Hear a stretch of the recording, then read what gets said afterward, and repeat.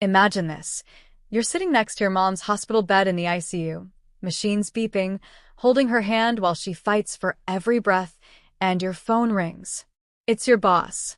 You answer, hoping for compassion. Instead, he says the coldest sentence you'll ever hear. Business doesn't pause for personal problems. Then he fires you, right there, while your world is already collapsing. Before we continue with this video, please like, subscribe, and turn on the notification bell for updates.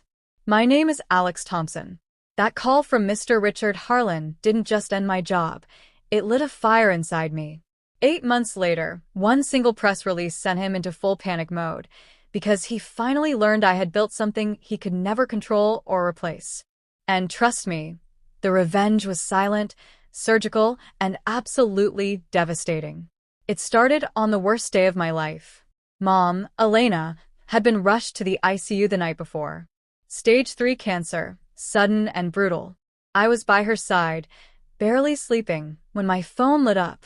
Mr. Richard Harlan, CEO of Harlan Dynamics, where I'd crushed it for 6 straight years. I stepped into the hallway to take the call. "Alex, we need to talk about your leave request." I explained, 2 weeks unpaid, just to be there for her treatments. His voice went flat. "Family emergencies are for the weak. Clients don't care about your sob story." I begged. He laughed, actually laughed. "Business doesn't pause for personal problems. Clean out your desk. You're done." Click. Fired. Over speakerphone, 10 feet from Mom's room. I walked back in shaking, tears burning. She squeezed my hand weakly. "What happened, baby?" I couldn't even speak. But something inside me snapped that moment. I didn't cry for long. I started planning. Because he had no idea what I'd been building behind his back for years. Fired, broke, watching Mom fight for her life. I had nothing left to lose. I moved into her tiny apartment after the hospital, sleeping on the couch between chemo runs. Severance barely covered bills. But every night, while she slept, I opened my laptop. That AI client scoring system I'd built at Harlan Dynamics? The one Richard loved taking credit for? He never understood how it really worked. I did. So I refined it, sharpened it, turned it into my own weapon. First freelance gig came from a rival firm. They paid triple what Harlan ever did. Then another. And another. Word spread quietly in the industry. This guy delivers results Harlan can't touch anymore. I never posted rants online, never tagged him, never gave him the satisfaction of seeing me angry.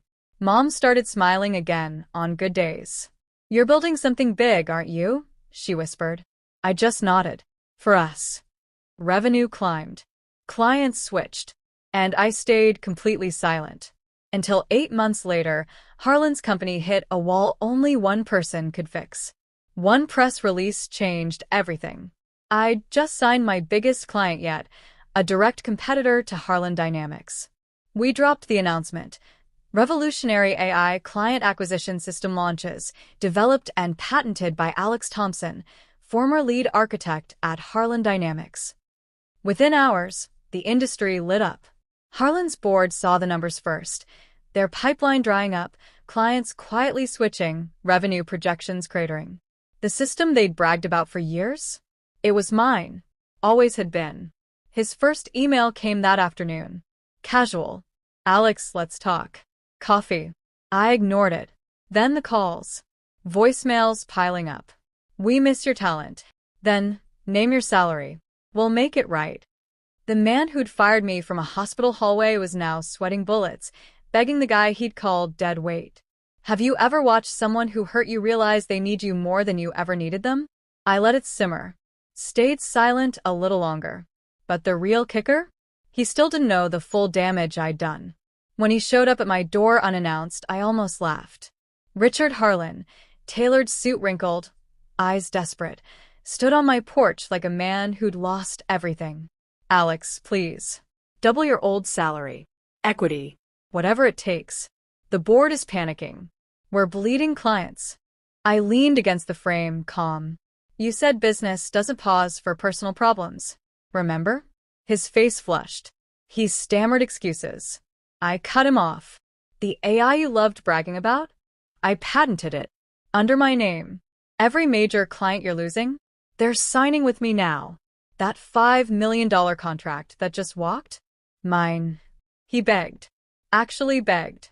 Offered triple. I smiled for the first time in months.